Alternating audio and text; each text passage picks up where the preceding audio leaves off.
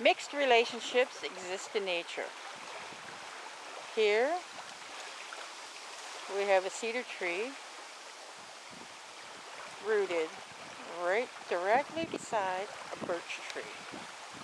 And they have existed quite happily and grown together probably for 20 years or more. With the same basic root structures intertwined, yet separate off.